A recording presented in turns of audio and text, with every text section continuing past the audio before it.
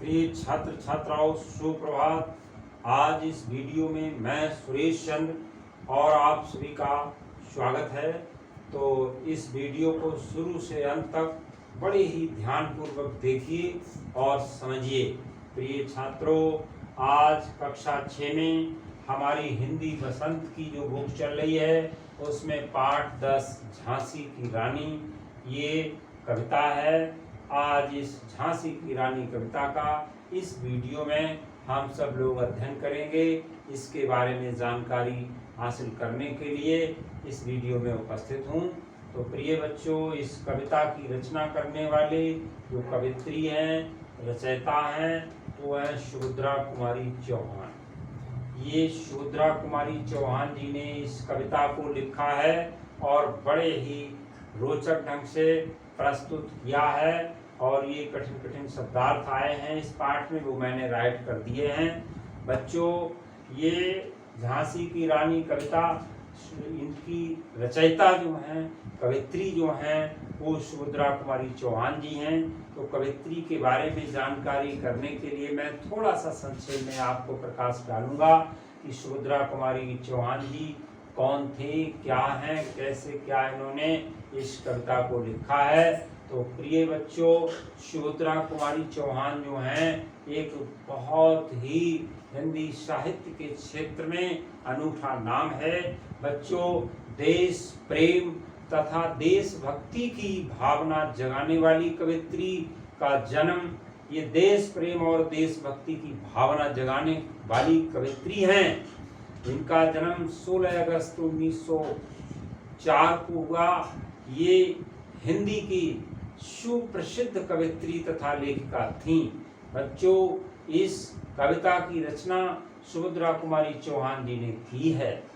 इनके दो कविता संग्रह तथा 3 कथा संग्रह प्रकाशित हुए, पर उनकी प्रसिद्ध झांसी की रानी कविता के कारण हैं। ये उनकी प्रसिद्धि जो है ना, वो झांसी की रानी ये जो कविता है इसका प्रमुख कारण है, ये राष्ट्रीय चेतना की एक सजग कवित्री है।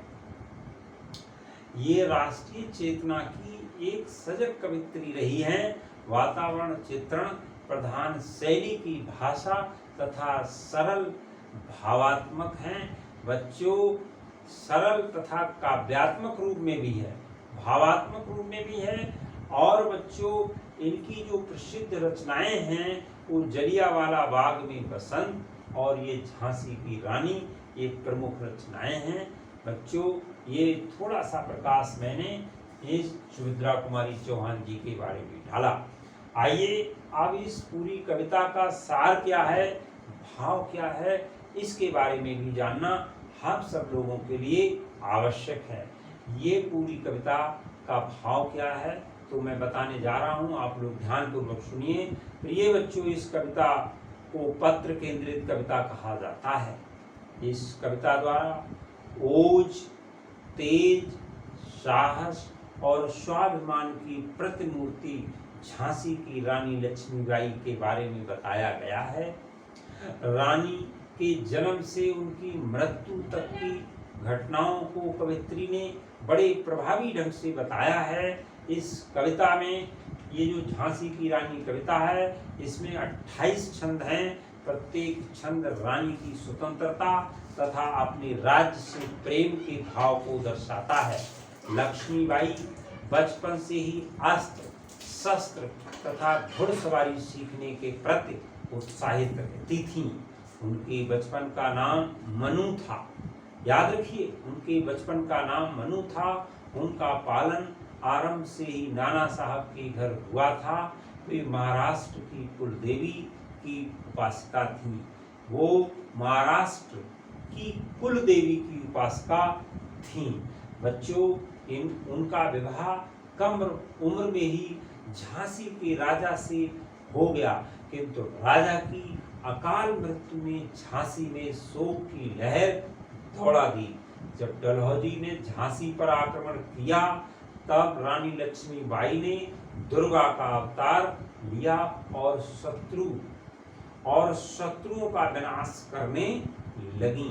अपने दत्तक पुत्र को पीठ पर बांधे हुए रानी ने आखिरी सांस तक युद्ध किया और अंततः वीर गति को प्राप्त हुई।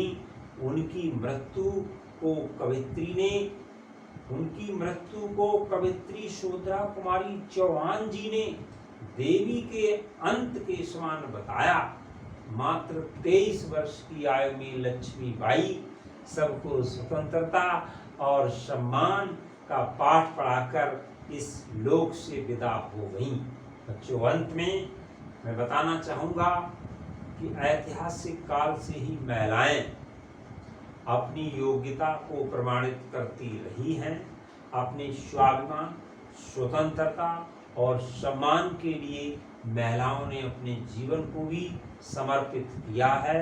भारतीय स्वतंत्रता में भी इनके योगदान का विशेष और अहम स्थान रहा है। महिला सम्मान और संघर्ष की वह गाथा आज के परिप्रेक्ष्य में पूर्णतया प्रमाणित होती है।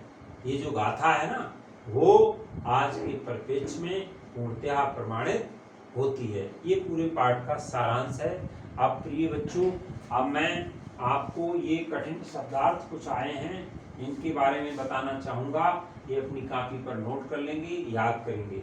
भ्रकुटी का अर्थ होता है भूमि, और फरंगी का अर्थ होता है अंग्रेज, मर्दानी का होता है मर्दों के समान योद्धा।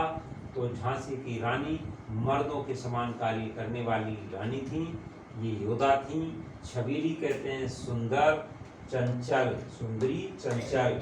गाथाएं का अर्थ होता है कहानियाँ। कृपाण का अर्थ होता है तलवार, और बार का अर्थ होता है हमले। व्यूह का अर्थ होता है घेराबंदी। दुर्ग का अर्थ होता है किला, और सैन्य का अर्थ होता है सेना। प्रिय बच्चों, आराध्य का अर्थ होता है आराधना के योग, और भवानी कहते हैं पार्वती के लिए। ये कुछ कठिन शब्दार्थ आए जो मैंने लिखे, आप लोग अपनी कॉपी पर लिख लेंगे और याद करेंगे।